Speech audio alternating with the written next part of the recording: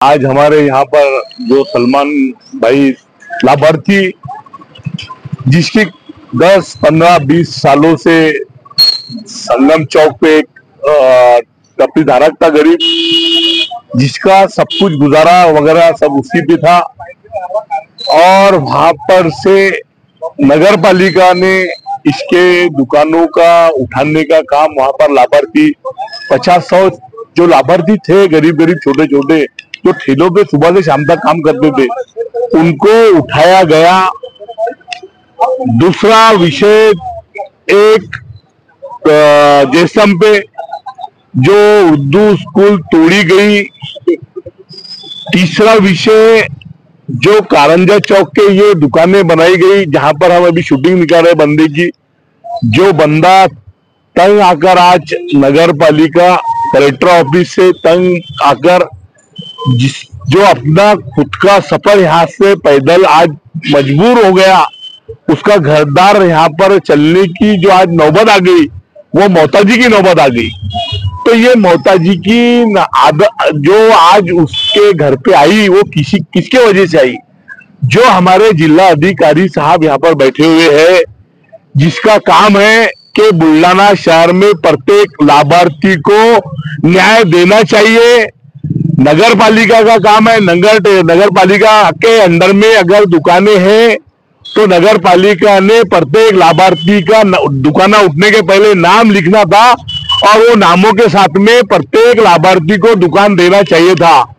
लेकिन यहाँ पर कुछ सालों से जो सरदार के पास में सरेंडर जिलाधिकारी साहब, नगर पालिका के सीओ साहब हमारे जो सरेंडर हो गए, जो सरदार के सामने, आज सरदार की बुल्ढाना शहर के अंदर इतनी दादागिरी है कि कारंजे से लेके आज ये जो यहाँ मंदिर है कारंजे पे, वो मैं जब नगर अध्यक्ष पति था तो मैं वहां मुतरी थी कि मंदिर के वजह से, मंदिर होने के वजह से वहां पर लोग पेशाब के लिए आते थे, तो हमने वो तोड़ाए, यहाँ पे दुकाना बनाई गई।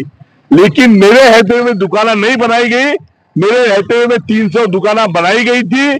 300 मैंने लॉटरी सिस्टम से प्रत्येक लाभार्थी को दिया हूं।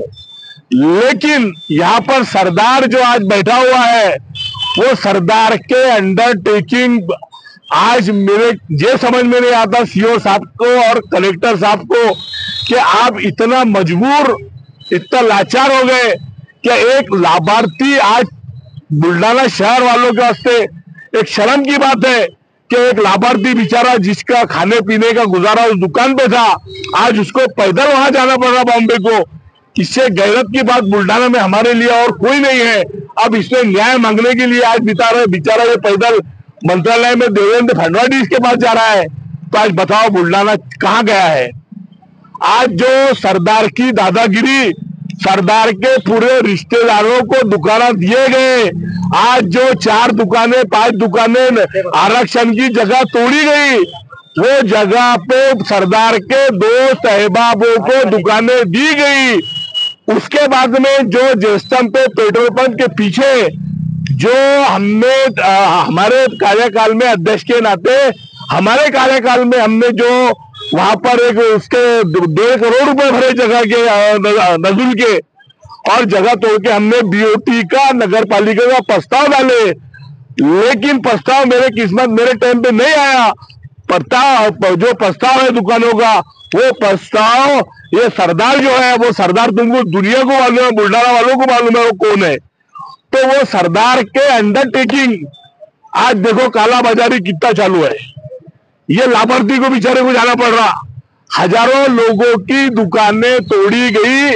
और मैं फिर से सीओ साहब को बोलना चाहता हूं कि आप कम से कम ऊपर वाले का और कलेक्टर साहब को ऊपर वाले का एक ऊपर वाले से डरो कि जो न्याय है जनता को, वो लाभार्थियों को न्याय दो। शालीमार पान सेंटर है हमारे, एक बेचारे इजाज भाई पान पट्टी वाले जो कारंजा पे है, जिसकी दुकान 50 साल से थी, आज उनको दुकान नहीं मिलने के वजह से 2 साल 2.5 साल पहले उनका डेथ हो गया अटैक से 55 साल की उम्र में।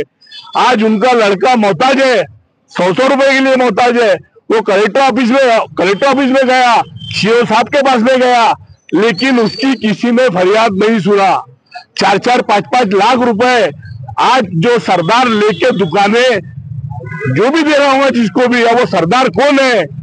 ये आज नगर विकास खाता वहां पर कौन है?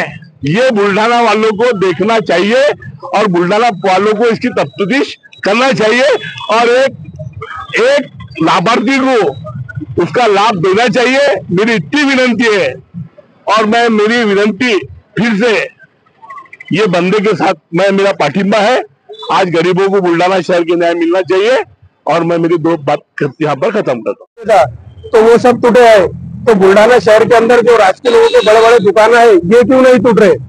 ये क्या कारण से? कलेक्टर साहब, सीओ साहब क्यों दबे हुए इनसे?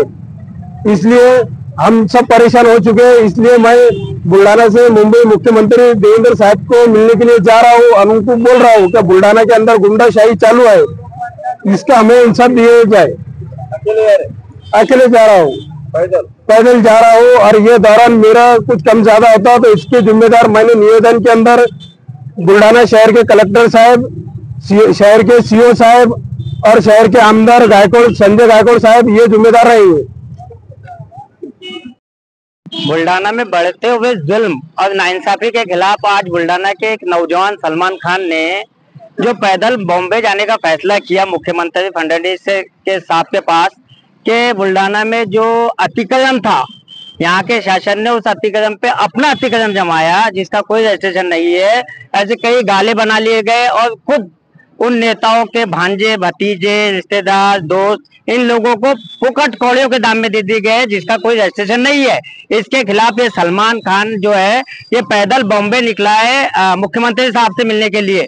तो हम जैसे जो बुल्ढाना के आम नागरिक है, इसको रास्ता लगाने के लिए कि ये बच्चे ने बहुत अच्छा काम किया है, इसका सत्कार किए और ये नाइंसाफी के खिलाफ हम मुख्यमंत्री से अपील करते हैं कि आप प्लीज इस पर कार्रवाई कीजिए और ये जो अतिक्रमण पे बैठे हुए नेता लोग, इनका अतिक्रमण हटाने का काम।